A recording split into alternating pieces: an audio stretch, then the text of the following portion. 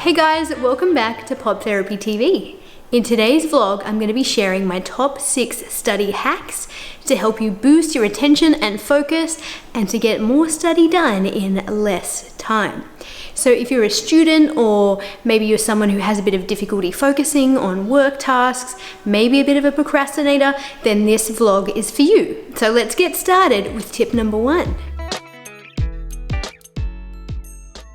Set a clear goal for your study session. Often when we have lots of different things that we're working on, it's easy to bounce between a whole lot of different tasks and not actually get anything finished.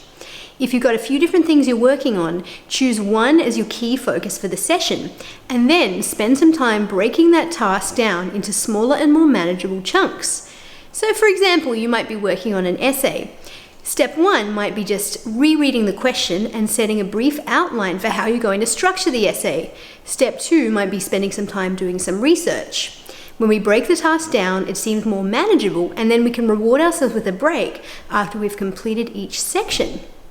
Using shorter and more focused intervals of study is going to be more effective than spending sustained amounts of time staring at your computer or textbooks. Try using the Pomodoro technique.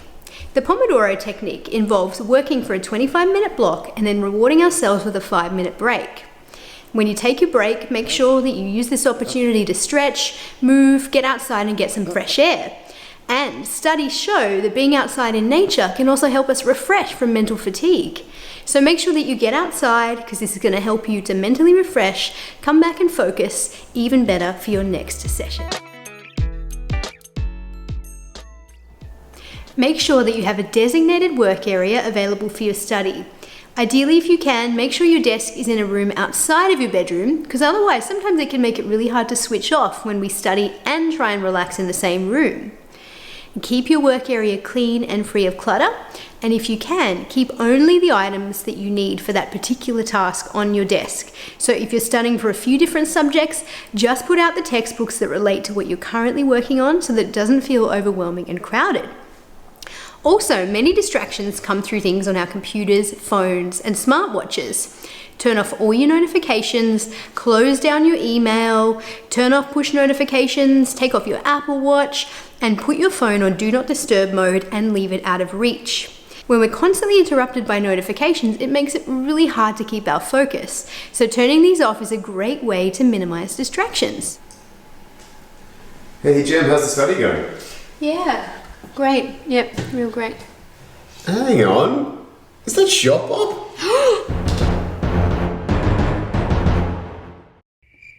And if you're anything like me, you might find that you also sometimes get distracted by thoughts in your mind.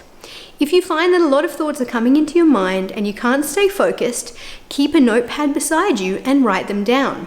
If it's tasks and things you have to do later today, write those on your list. Or it might even be worries and things that are going through your mind. Writing those down is a great way to help you let it go and put it aside for later. Practice mindfulness. Mindfulness is a great strategy to improve your attention and focus. Mindfulness is defined as paying attention to the present moment without judgment. When we practice mindfulness regularly, we get better at noticing when we're caught up in our thoughts and refocusing on the present. If you find that you're someone who constantly gets stuck in your head and has trouble letting go of thoughts, then this is going to be a really good strategy for you. Personally, I find that using an app such as Smiling Mind, Calm, or Headspace is a great way to practice mindfulness in a quick and easy way. So check out some of these apps if you want to start your mindfulness practice.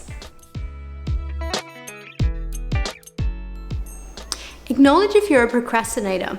Procrastination is actually a form of self-handicapping. Short term, it allows us to avoid the uncomfortable feelings of the stress of having to do something that's really hard, but long term, it makes the stress worse because we run out of time to do the stuff that we really need to do. But sometimes procrastination is a form of self-sabotage. We might procrastinate so that we don't have to deal with the difficult emotions that would come of maybe getting it wrong or maybe failing. It's easier to say, well, I just ran out of time, than it is to admit that maybe we didn't do something as well as we wanted to. Acknowledge that these feelings are uncomfortable and the thought of failure is scary, but then refresh and refocus on the things within your control. And that might just be refocusing on breaking the task down into smaller chunks. Even if you get one small 25-minute window of work done, that's one step closer to the goal that you need to achieve. So focus on the things within your control and stop procrastinating. Make time for relaxation.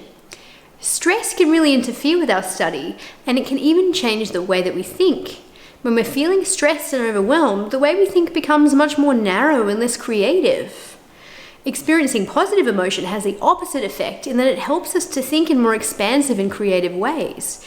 So if you're feeling really overwhelmed or really stressed, don't forget about those basic things like exercise, getting enough sleep, making time to do things that are fun and relaxing, and eating a healthy diet.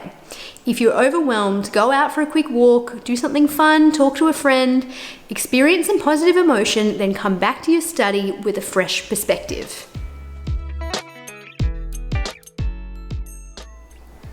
Practice building the habit. Like anything new that we try, building a habit takes time and repetition. Picking a similar time every week where you can allocate time to study or assessments is really important. Also, making sure that you share your goal with others is going to increase your accountability, but also help enlist their support. So, for example, you might let your friends and family know that every Monday afternoon you're spending working on your uni work or your school work, and that you won't be able to hang out or take calls during that time. It increases your accountability and your commitment, and it gets other people on board as well. Thanks for watching today's episode of Pop Therapy TV. I hope that these 6 tips help you to smash your study goal so you can spend less time studying and more time having fun. If you liked today's video, please give it a thumbs up, and I'd love it if you could subscribe to my channel. Thanks guys, bye!